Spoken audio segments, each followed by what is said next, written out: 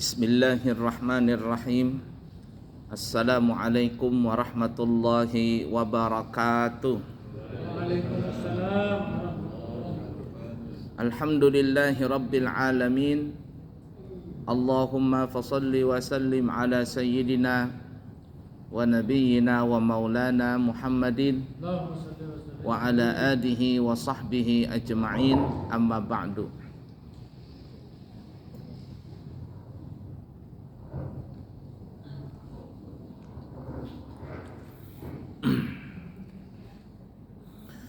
Pondok Pesantren Al-Islami Nurul Anwar, Amburawang Darat, Semboja Barat, Kutai Kartanegara, mulai ajaran 2024 memberikan beasiswa kepada dua golongan santri. Yang pertama anak yatim, dan yang kedua anak du'afa atau keluarga yang kurang mampu. Siapa tahu di sekitar kita ada warga yang anaknya itu anak yatim dan du'afa, keluarga kurang mampu, ingin sekolah di pesantren kami, maka silakan menghubungi pihak pesantren dan kita akan menerimanya sebagai anak didik yang mendapatkan beasiswa dari pesantren kami. Syarat dan ketentuan berlaku. Insya Allah kami akan berangkat umrah membawa rombongan, kurang lebih ada 62 jamaah semuanya, di tanggal 14 September dan kembali akan kembali di tanggal 27 September 2024. Dan kami buka kembali pendaftaran untuk umrah keberangkatan bulan Oktober, November, Desember dan seterusnya. Siapa yang ingin berangkat bulan Oktober, November, Desember dan seterusnya, kami buka harga dengan harga 27 juta rupiah, 12 hari bahkan sampai 14 hari, tapi dengan syarat hadir di dalam acara peringatan Maulid Nabi besar Muhammad sallallahu alaihi wasallam yang akan diadakan di Pondok Pesantren Al-Islami Nurul Anwar, Amburawang Darat, Semboja Barat, Kutai Kartanegara, tanggal 8 September 2024 hari Ahad, dimulai dari jam 8 pagi. Jadi yang kepingin harga 27 silakan hadir di acara Maulid nanti. Cuman 1 hari harga spesialnya. Lewat daripada itu maka kembali normal menjadi 32 juta.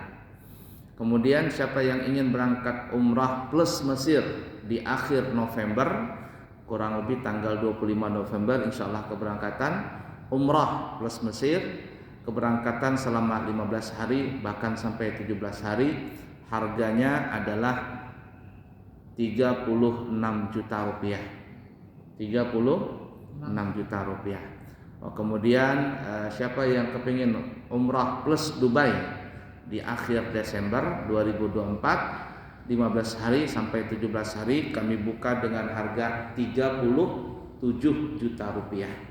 Dan siapa yang kepingin haji tahun depan, hajinya pisah haji, bukan pisah ziarah, bukan pisah amil, tapi pisahnya pisah haji. Hotel bintang 4 harganya 300 juta rupiah, dan hotel bintang 5 kami buka dengan harga 400 juta rupiah. Hotel bintang 4 300, hotel bintang 5 400. Siapa tahu bapak-bapak gali-gali sumur di belakang rumah dapat emas 20 kilo, langsung berangkat haji insyaallah. Nah, seperti itu ya. Bismillah. Baik, kita lanjutkan pelajaran kita. Sampai mana sekarang pelajaran? Silakan dibaca. Sunnah-sunnah yang dikhususkan bagi khatib dan imam. Sunnah-sunnah yang dikhususkan bagi khatib dan imam. Ini khatib Jumat ya. Kita sudah bahas kemarin beberapa sunnah-sunnahnya. Silakan dilanjut. Sunnah yang keenam, khatib membaca rukun-rukun khutbah secara tertib. Habis? Ada tambahan? Nah, sunnah yang keenam adalah khatib membaca rukun khutbah secara tertib. Rukun khutbah itu ada 5. Di khutbah pertama yang wajib ada 3. Yang pertama membaca hamdalah, yang kedua adalah membaca sholawat, dan yang ketiga wasiat taqwa. Wasiat takwa. Nah, kemudian yang keempat ini ada maksudnya boleh pilih, yaitu membaca ayat daripada Al-Qur'an, boleh di khutbah pertama, boleh di khutbah kedua. Cuman biasanya guru-guru kita di Balikpapan di khutbah pertama membaca ayat juga, dan di khutbah kedua juga membaca ayat. Kemudian untuk rukun khutbah yang kedua, rukun khutbahnya itu ada 5. Pertama hamdalah, yang kedua salawat, yang ketiga adalah wasiat takwa, yang keempat yang kita sebutkan tadi membaca ayat Al-Qur'an. Ini boleh dipilih, boleh di khutbah pertama atau di khutbah kedua. Tapi biasanya guru kita membaca dua-duanya. Ayat tersebut, ayat yang dibaca boleh dibaca di khutbah pertama, baca khutbah kedua. Dan yang rukun khutbah yang kelima yaitu membaca doa untuk kemaslahatan kaum muslimin dan muslimat. Ini yang wajibnya adalah di khutbah kedua. Biasanya kan kita tuh Allahumma fil lil muslimin wal muslimat, kan begitu tuh ya. Ini di khutbah kedua yang wajibnya. Cuman guru-guru kita biasanya juga di khutbah pertama juga membaca doa. Cuman yang paling mantap adalah di khutbah kedua. Nah, rukun khutbah Jumat itu ada 5. Dianjurkan untuk membacanya secara apa tadi? Tertib. Arti tertib itu jangan bolak-balik. Tapi kalau ada yang terbolak-balik, Pak, ya ala kulli hal, enggak apa-apa. Cuman afdalnya adalah secara tertib. Alhamdulillah, salawat, wasiat takwa, ayat dan doa. Mudah dipaham? Baik, lanjut. Sunnah yang ketujuh, khatib berkhutbah dengan suara yang lantang, jelas, mudah difaham, dan juga pendek atau ringkas tapi padat. Nah, yang selanjutnya ketujuh, sang khatib itu berkhutbah dengan suara lantang. Jangan suaranya lembek. Sudah suaranya lembek, orangnya tua, suara bicaranya pelepotan. Ya, jangan. Yang gagah, yang ganteng, yang suaranya menggelegar. Ya, tapi kalau belagu, Alhamdulillahi Rabbil Alamin, itu di kampung banyak begitu, mengantuk sang jamaah. Tapi ketika suaranya menggelegar,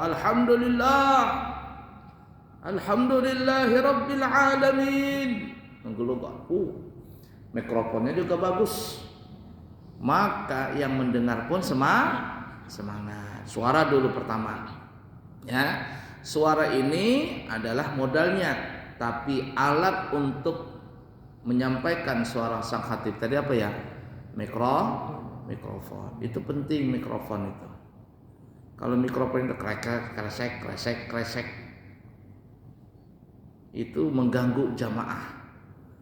Orang nggak bisa jelas dengarnya, sang khatib capek suaranya. Ya, jadi penting itu mikrofon tuh. Mikrofon toa salon yang bagus. Ini kan apa nih? BMB ya? Apa? Merek biasa. Nah, kalau BMB kan mantap tuh. Tapi ini bagus tuh, masuk lumayan nih. Ya, karena kedap suara, kita pakai AC, pakai apa semuanya. Jadi enak kedengarannya tuh, lumayan, ya. Ala kulli hal. Coba di Mekah itu ya. Mantap di Mekah itu, Mekah Madinah itu. Dinding-dinding ini, tiang-tiangnya dalamnya ini mikrofon semua, toa salon speaker semua. Jadi orang cari speaker, di mana speakernya kata orang ini. Kalau kita kan kelihatan speakernya nih. Di Mekah Madinah itu mana speakernya, ada suaranya tapi nggak kelihatan speakernya. Dia speaker tanam gitu. Nah, mantap suaranya, enak. Nah, jadi penting tuh ya, speaker, toa, mikrofon itu penting sekali, menunjang daripada kelancaran sang khatib berkhutbah. Kemudian apa lagi? Lantang, jelas. Kemudian apa lagi? Yang disampaikan ini baik. Kemudian yang terpenting adalah ringkas dan padat. Ringkas itu ya ringkas, jangan panjang banget. kemudian ringkas padat, artinya langsung poinnya, langsung tutup poin apa gini. Dan tidak boleh bergaya-gaya, khotib berlawak-lawak, jangan. Ya, dosa berpantun-pantun, apa khotib berpantun-pantun. Ya, itu ceramah berpantun-pantun, tapi kalau khotib jangan berpantun-pantun, tegas, ya ringkas. Nah, untuk ringkasnya ini sebenarnya tergantung keadaan, tergantung juga situasi. Ya, sikon lah, situasi dan kondisi. Itu saya melihat kalau khatib yang jadi khatib Jumat di Mekah sana, Madinah, kalau musim haji nih ya, atau musim manusia banyak, itu terkadang khatibnya tuh sangat ringkas sekali, paling-paling 15 menit lah. Khutbah pertama dan khutbah kedua ringkas, kemudian baca Qur'annya, baca surah apanya nih, imamnya itu sangat ringkas juga. Li'ila fi Quraisy ara'aital ladzi, selesai. Ya, li'ila fi Quraisy sama ara'aital ladzi, selesai. Nah, jadi sangat jarang mereka berpanjang-panjang, apalagi kalau musim haji itu manusia banyak ya, sampai juta-jutaan manusia. Ringkas sekali, nggak mau berpanjang-panjang. Atau mungkin musim panas terik sekali umpama sampai 40 derajat lebih tuh. Ya, panas banget. Nah, itu sang khatib biasanya juga nggak mau lama-lama. Ya, cepat, ringkas.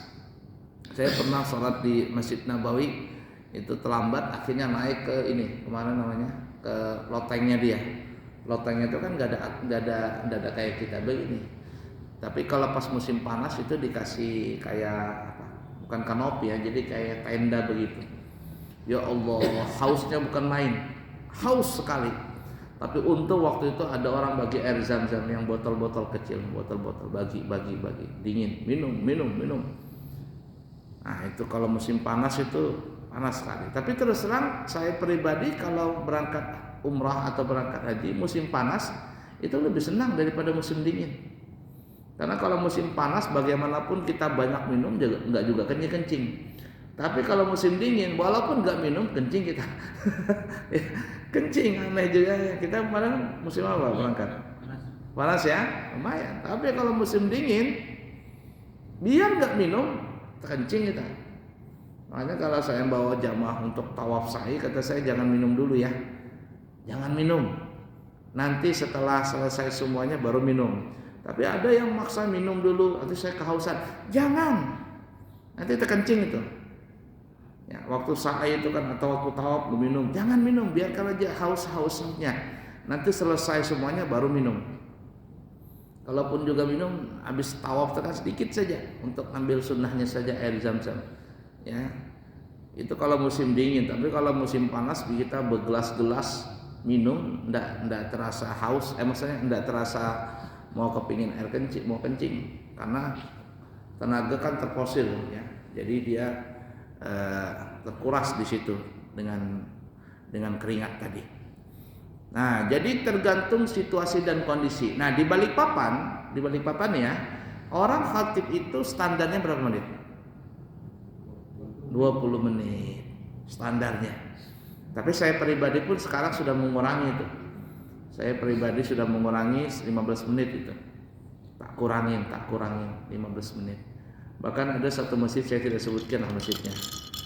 Masjid kebanggaan lah, masjid kebanggaan di daerah Balikpapan mana itu? Balikpapan Tengah atau Balikpapan mana itu? Salah satu ke masjid. Ya. Jadi ditelepon, Pak Yai, ya nanti jadi khatib hari ini. Oh ya, kalau bisa jangan lama-lama ya. Oh ya, boleh. Boleh kata saya. Berapa menit? Ya diatur aja lah. 10 menit selesai. Nah, kemudian imamnya tak kasih surah apa? Kemarin apa saya baca surah Al-Qadar sama surah Al-Kautsar. Surah Al-Qadar, Inna anzalnahu fi lailatul qadar, sama surah yang paling terpendek, surah Inna a'tainakal kautsar Al-Kautsar. Selesai. Senang jamaah cepat. Jamaah cepat senang begitu selesainya. Nah, jadi artinya cepat dan ringkas ini tergantung situasi dan kondisi ya. situasi dan kondisi. Jadi kita lihat saja kondisi kita. Baik, lanjut. Berkata Imam Azra untuk Azra'i. Berkata Imam Azra, untuk masalah lamanya waktu berkhutbah adalah tergantung situasi dan kondisi waktu-waktu pada saat itu. Nah itu ya, Imam Azra'i mengatakan tergantung situasi dan kondisi. Itu yang paling pas. Ya paling pas. Ada satu daerah memang khutibnya kalau berkhutbah setengah jam. Ada juga. Nah ada bahkan di Balikpapan ya, saya tidak sebutkan namanya. Kalau saya sebutkan pasti tahu semua ini ustadznya itu. Ini ada satu masjid ngadu sama saya. Guru katanya, itu kalau guru itu jadi khotib cepat banget katanya, cepat banget. Yang mana gurunya? Itu nah guru. Oh iya kan, cepat banget jadi khotib. Nah kecepatan tuh ada zaman juga. Kecepatan tuh nggak enak juga. Apa yang mau diambil poinnya? Cuman baca hadis, baca artinya barakallahu wa barakallahu sampai habis, selesai lah. Nggak ada poinnya kita diambil. Nah jadi jangan juga terlalu pendek, jangan juga terlalu panjang. Nah kata Imam Azra'i, melihat situasi dan kondisi. Nah di Balikpapan itu 20 menit. Lewat 20 menit gelisah sudah orang. 20 menit itu khutbah pertama dan khutbah kedua. Nah, cuma sebagian sudah minta 15 menit. Di beberapa masjid ada tulisan khutbah pertama dan khutbah kedua 15 menit. Usahakan itu 15 menit. Dan terus terang pribadi saya enggak bisa khutbah tuh pakai teks tuh enggak bisa saya. Ya, sebagian khotib kan Pak ada yang pakai teks ya, sini kan pakai teks. Saya terus terang enggak bisa. Kenapa? Karena kalau pakai teks ini kita terkadang tidak bisa menyetop karena harus membaca ini. Pas kita membaca tiba-tiba waktunya sudah mepet begitu atau kelewatan, kita nggak bisa nyetop di sini. Tapi kalau hafal saja itu bisa kita mengontrol waktu ini sudah 5 menit, 7 menit, kita bisa langsung tutup gitu. Nah ada sebagian guru ya, sebagian daerah, sebagian guru anti banget kalau khatib itu nggak pakai teks, anti banget. Dikatain apa itu khatib nggak pakai teks katanya. Padahal megang teks itu, baca pakai teks itu tidak ada hukumnya, tidak wajib, tidak sunnah, tidak makruh, tidak apa-apa, biasa saja, mubah saja boleh. Jadi megang teks itu tidak ada hukumnya. Artinya yang penting itu adalah rukun khutbahnya dan juga ringkas, padat, tidak terlalu bertele-tele di dalam berkhutbah tadi. Nah, itu yang terpenting. Tapi ada sebagian terlalu ekstrim banget. Kalau nggak pakai teks itu katanya kayak pidato saja lah. Ini orang protes tapi nggak ngerti ilmu ya, seperti itu akhirnya. Nah, jadi tidak ada masalah ya. Mau pakai teks kah yang bahapal juga nggak masalah. Boleh semuanya. Baik, lanjut. Sunnah yang ke-8, ketika berkhutbah sang khatib tidak menoleh ke kanan dan ke kiri. Kalau berkhutbah tuh jangan pelangak-pelongok, toleh sana, toleh sini. Apalagi pakai tangan-tangan segala. Jamaah, oh jamaah. Ya, pelangak sana, pelangak sini. Kalaupun mau menoleh itu bukan kepalanya noleh, lirikan mata saja. Nah, jadi muka tetap lurus tapi lirikan mata begitu. Nah, gitu. Lirikan mata saja, jangan toleh sana, toleh sini. Ini bukan pidato, bukan ceramah, ini khutbah. Jadi tegas begitu, tegas orang menyampaikan itu, nah, supaya berwibawa, ya, berwibawa. Nanti kalau toleh sana, toleh sini nanti berlucu-lucu khutbahnya. Nah, berlucu-lucu tertawaan orang, bukan waktunya itu khutbah bertawa-tawa berlucu-lucu. Baik, lanjut. Sunnah yang ke-9, khatib memegang tongkat, tombak ataupun semisalnya dengan menggunakan tangan kiri. Jadi khatib itu megang tongkat, sunnah ya, itu pakai tangan kiri. Dan memegang tongkat ini sunnahnya itu dimulai pada saat dimulainya khutbah. Nah, sedangkan sebelum mulai khutbah itu belum disunahkan. Dan juga muadzin, terus terang saya pun terkadang kurang sip gitu lah perasaan saya tuh. ada ya sebenarnya saya sih kurang setuju gitu nah. Apa itu? Sang muadzin tuh waktu membaca innallaha wa malaikatahu yusalluna 'alan nabi megang tongkat. Nah, itu sering terjadi kan ya di mana-mana ya. Sang muadzin ini sang bilalnya megang tongkat. Nah, itu tidak ada hukumnya megang tongkat. Yang megang tongkat itu cuman sang khatib. Itu pun megang khatib, yang megang tongkatnya itu pada saat dimulainya khutbah. Kalau sebelum tidak ada sunnah megang tongkat. Nah ya, jadi sang muadzin itu nggak perlu megang tongkat, nggak perlu megang tongkat. Cuman entahlah itu sudah menjadi adat kebiasaan kita. Nanti pas khatibnya mau naik serah terima tongkat ini, ya tongkat estafet. Nah, ya, jadi nggak usah lah ya. Jadi kalau saya pribadi tidak lebih setuju sang muadzin itu tidak perlu megang tongkat. Tidak perlu megang tongkat, terlalu ribet nanti pas khatib naik mana tongkatnya berputar-putar ya. Nah, kemudian seperti yang kita katakan tadi, sang khatib tadi sunnahnya itu mulai memegang tongkat pada saat dimulainya khutbah. Kalau sebelum berkhutbah naik tangga atau apa itu belum sunnah megang tongkat. Tapi kalau dia mau megang tongkat duluan, silakan saja. Kan rata-rata kan pas khatib mau naik itu sudah tongkat di tangan, boleh aja. Ya, tapi itu belum ada hukumnya nih. Hukumnya mubah saja, belum kena hukumnya itu. Belum ada hukumnya. Nah, saya pribadi kalau seandainya muadzin itu tidak megang tongkat, muadzin ya, tidak megang tongkat, saya naik ke atas mimbar tuh nggak megang tongkat. Nggak megang tongkat. Setelah saya duduk baru tak ambil tongkat tadi. Kenapa tak ambil tongkat tadi? Mau tak periksa. Diperiksa dulu, saya putar-putar. Coba kalau saya khatib nanti perhatikan ya. Itu biasanya saya putar-putar tongkat itu. Kenapa saya putar-putar? Takut kalau ada tai cecak. Karena pernah kejadian salah satu masjid itu pas saya mau khatib Jumat, 2 biji tahi cecak di mana nih? Di tongkat.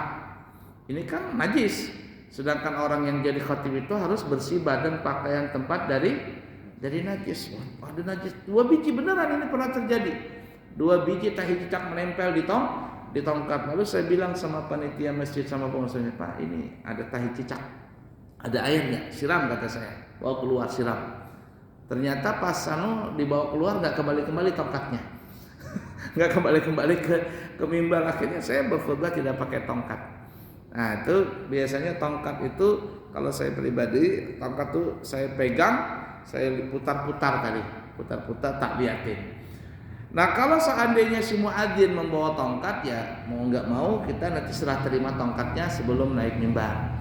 Tapi kalau si muadzin tidak memegang tongkat, kami pribadi biasanya itu bisa 2, bisa sebelumnya kita sudah megang tongkat duluan atau sudah naik duluan pas waktu duduk baru ngambil tongkat atau pas mau berdiri baru ngambil tongkat. Ya, periksa dulu ada tai cecaknya atau tidak. Ya, ala kulli hal. Megang tongkat pakai tangan kiri. Bismillah. Nah, itu yang repotnya juga ya para jamaah kalau seandainya berkhutbah pakai teks. Kalau khutbah tuh pakai teks tuh agak ribet begitu. Gimana caranya? Contohnya gimana? Nah, agak ribet gitu. Contoh umpama, ini tongkat ya, ini tongkat umpama. Nah ini teksnya. Nah itu, jadi ini tongkat. Nah satu pegangan di sini megangnya. Ini tongkat, ini ujungnya teks di sini megang. Nah yang satu megang begini nih.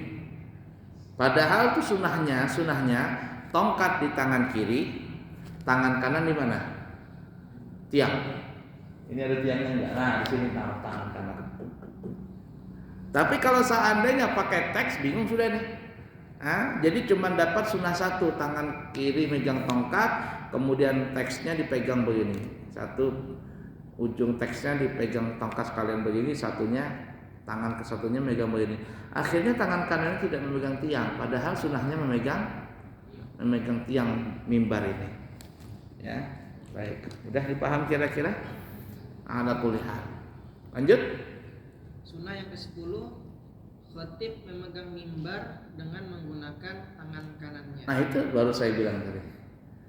Khatib memegang tiangnya mimbar, tiang apa itu pakai tangan kanan. Tapi terus terang saya pribadi pun memegang mimbar itu bukan saya kacak begini, tangan kanannya saya tidak mengacak tiang begini, enggak. Karena kenapa? Enggak saya kacak, paling-paling saya nempel begini saja nah, nempel begini. Jadi cuma bersandar saja di tangan kanan, bersandar di tiangnya atau di pagarnya mimbar. Kenapa? Karena kalau seandainya berkacak begini ya, kemudian di atas mimbar itu banyak tahi cacak di atas itu, tahi cacak. Maka kalau kita begini nih, ini sudah dikatakan apa bahasanya konslet ya, konslet dengan mimbar yang tahi cacak ada di atas sana. Tapi kalau dia cuma begini nggak apa-apa. Itu sama kita salat salat sejadah umpama nih sejadah umpama. Nah di bawah sini ada tahi cicak tapi kering tahi cicaknya. Kita salat begitu, nah pakai sejadah, nah ini sejadah, ini tahi cicak, sejadahnya di atas ini. Kita salat di sini nggak apa-apa, walaupun pas kita sujud berpapasan dahi kita dengan tahi cicak itu nggak apa-apa. Asal kenapa? Karena dia berlapis. Nah tapi masalahnya kalau seandainya sejadah ini tahi cacak di bawah sini ya, nah ini sejadah di sini dia, nah ini ya kita salat tapi pas kita sujud atau apa kita pegang begini nah sejadahnya nah ini sejadahnya kita pegang begini maka dia nyambung dengan tahi cacak di sini, tidak sah kita. Tapi kalau kita tidak pegang cuman kaki di situ aja, tidak apa-apa, tidak masalah. Mudah dipaham kira-kira? Nah ini juga perlu diperhatikan bagi sang khatib kalau megang tangan kanan megang pagar mimbar atau megang tiang mimbar itu sebaiknya jangan dikacak, jangan berkacak begini, tapi cukup begini saja. Nah begini, nempel begini saja. Ya takut kalau seandainya ada tahi cacak di atas mimbar. Saya berapa kali berangkat ke Banjar itu masuk ke masjid-masjid di Banjarmasin ya, terutama di daerah Hulu Sungai Utara, Hulu Selatan itu ya. Itu tak liatin di atas mimbar itu ada berkelambu. Kata saya, kenapa di atas mimbar ada berkelambu? Tahu berkelambu nggak? Ada kayak tenda begitu. Pelapon. Ya pelapon. Baik, tak kirain apa mimbar keramat kah? Apakah ini? Tak pikir-pikir, khawatir kalau seandainya ada tahi cacak. Jadi kalau cacak kita lewat di atas pelapon, umpamanya jalan di atas pelapon, dia buang tahi cacaknya, itu tahi cacak tidak langsung jatuh ke mimbar, tapi jatuhnya di kain situ. Dan kain itu di kelambu tadi bukan nempel di sini, dia nempel di mana? Di tiang-tiang dinding musala atau masjid tadi itu. Ala kulli hal. Nah itu jadi penting sekali ya diperhatikan masalah itu. Karena orang jadi khatib itu harus bersih badan, pakaian, tempat dari segala najis. Nah kalau seandainya nggak ada tongkat, boleh menggunakan yang lain, seperti umpama busur panah atau pedang. Tahun berapa ya? Mungkin ada 4 tahun yang lalu atau 5 tahun yang lalu, waktu Erdogan, presiden Turki Erdogan itu menjadikan Hagia Sophia. Tahu Hagia Sophia? Nah jadi bagus memang Hagia Sophia itu. Hagia Sophia itu memang bagus. Jadi Hagia Sophia itu kan dulu kan gereja ya, kemudian ditaklukkan ya Konstantinopel itu oleh Sultan Mahmud ya. Kemudian siapa yang naklukkan? Muhammad Al-Fatih. Nah kemudian Hagia Sophia ini di dalam benteng Konstantinopel itu. Wah memang bagus sekali, luar biasa Turki itu. Jadi di dalam itu direbut, kemudian jadikan masjid, kemudian direbut lagi jadi gereja dan seterusnya, berubah jadi museum, lama jadi museum. Jadi orang yang bukan Islam masuk, orang Yahudi, orang Kristen, Ortodok masuk ke Hagia Sophia itu karena itu museum. Nah, tahun berapa begitu ya?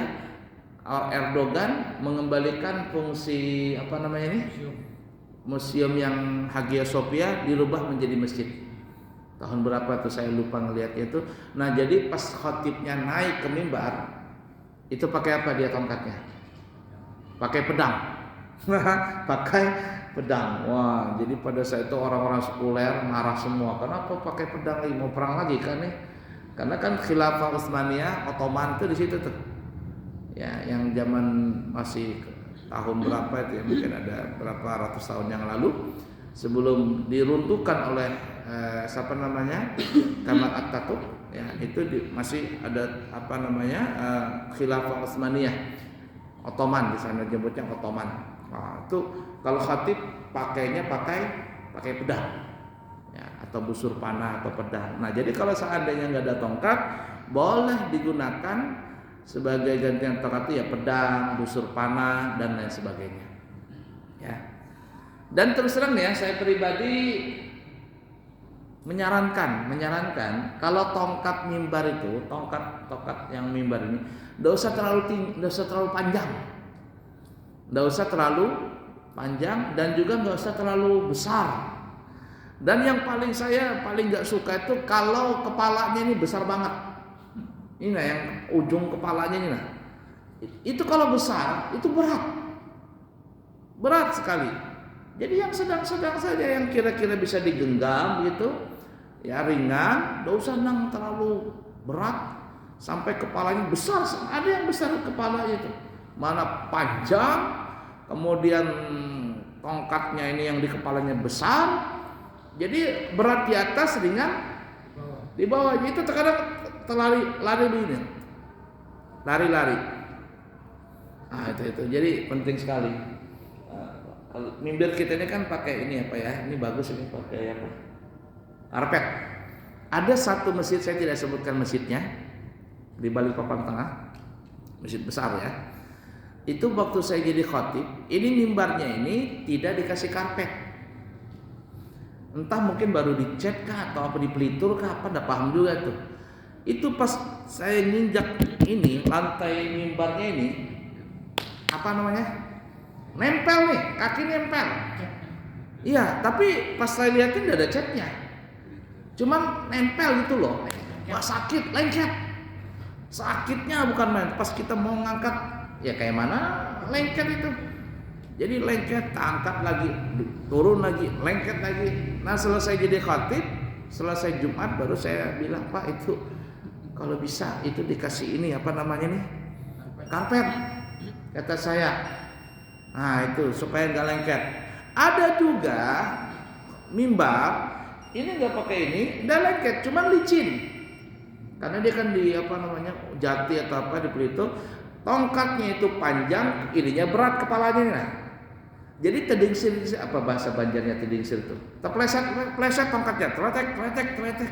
Karena ini licin, berat kepalanya yang di sini ringan, jadi akhirnya goyang-goyang gini nah.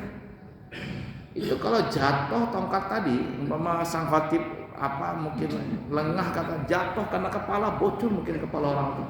Saking gedenya itu apa namanya itu ujung tongkat tadi. Jadi sedang-sedang sajalah, enggak usah terlalu berat, enggak usah terlalu panjang, yang penting tongkat tadi ada. Ya. Habis? Masih banyak. Cukup dulu ya. Insyaallah kita sambung lagi nanti di kesempatan yang akan datang. Jangan lupa siapa yang mau umrah bareng saya, harga 27 juta, 12 hari bahkan 14 hari. Nanti saya naik Saudi nih ya, pesawat Saudi Arabia nih. Itu harganya 27, syaratnya hadir pada saat peringatan Maulid Nabi besar Muhammad SAW tanggal 8 September di pesantren Al-Islamil Anwar, dan kami mengundang seluruh jamaah bisa hadir di sana juga. Baik, cukup sekian, semoga ada manfaatnya. Subhanakallahumma wa bihamdika asyhadu an la ilaha illa anta astaghfiruka wa atubu ilaik. Wa akhiru kalam wassalamu alaikum warahmatullahi wabarakatuh.